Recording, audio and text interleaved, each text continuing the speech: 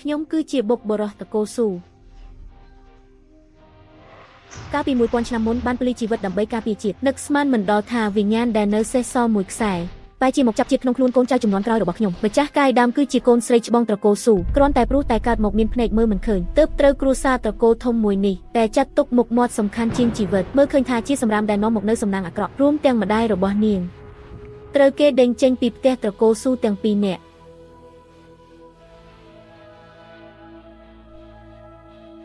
ហើយបំណងប្រាថ្នារបស់ម្ដាយនាងគឺនៅពេលដែលទៅដល់ទីក្រុងតឹងខូបានវិលត្រឡប់មកត្រកូលស៊ូវិញ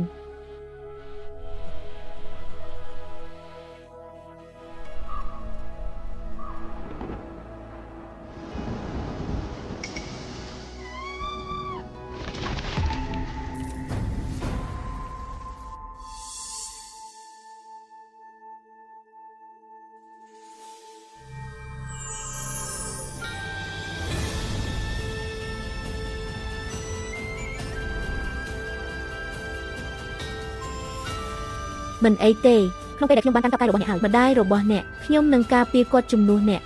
នឹកស្មានថាជានរណាទៅទៀត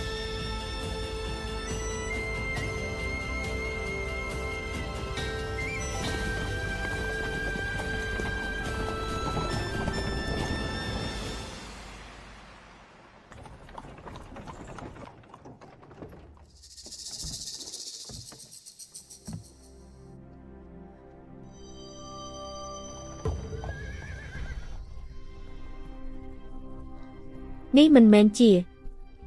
អ្នកដែលត្រូវមេតកោដេញចេញដោយផ្ទាល់ដៃកាលពីប៉ុន្មានឆ្នាំមុននោះទេយ៉ាងម៉េចដែរនៅខាងក្រៅរកស៊ីសុំទានលែងកើតហើយមែនទេទើបចង់ត្រឡប់មកត្រកូលស៊ូដើម្បីរស់នៅដោយមិនធ្វើអ្វីសោះមនុស្សខ្វាក់ដែលមើលផ្លូវមិនឃើញផងនោះក៏ហ៊ានមកជន់មាត់ទ្វារត្រកូលស៊ូដែរឬពួកឯងពិតជាហ៊ានណាស់យូយួនគឺជាកូនស្រីច្បងស្របស្បាប់របស់ត្រកូលស៊ូចេញទៅឲ្យឆ្ងាយស្រីដែលគេបោះបង់ចោលម្នាក់នៅហ៊ានមកធ្វើជាម្ចាស់ផ្ទះនៅទីនេះទៀតបង្កចំនួនជាមួយម្ចាស់ផ្ទះតាមច្បាប់ត្រកូលត្រូវដាក់ទោសយ៉ាងណាច្បាប់ត្រកូលអីត្រឹមតែជាមនុស្សខ្វាក់ម្នាក់នៅចង់ប្រើកម្លាំងជាមួយពួកយើងទៀតថ្ងៃនេះខ្ញុំឈរនៅត្រង់នេះមើលថាតើឯងជាមនុស្សខ្វាក់នឹងឆ្លងកាត់ទៅបានដោយរបៀបណាក្នុងនៅពេលដែលភ្នែកមើលមិនឃើញផ្លូវ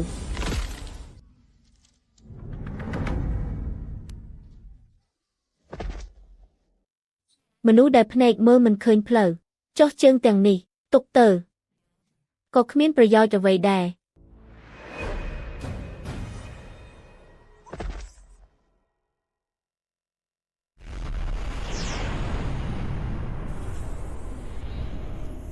ឃើញខ្ញុំត្រឡប់មកវិញ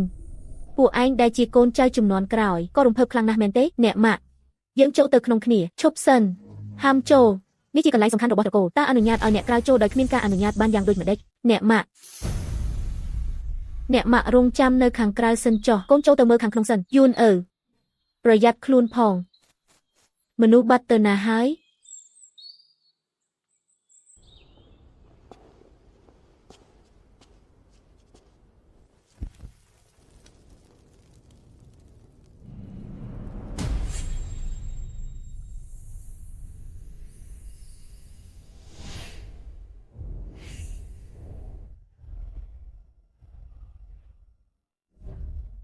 កូនរបស់ខ្ញុំ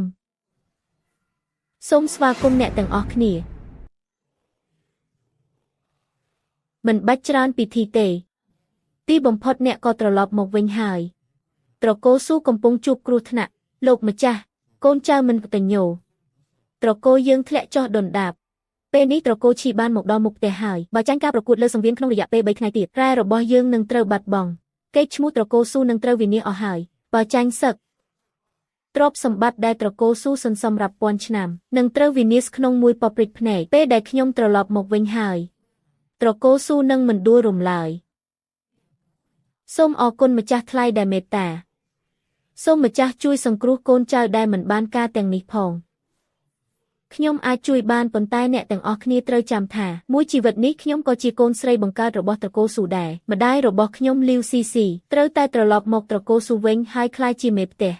ទទួលបញ្ជាម្ចាស់ថ្លៃ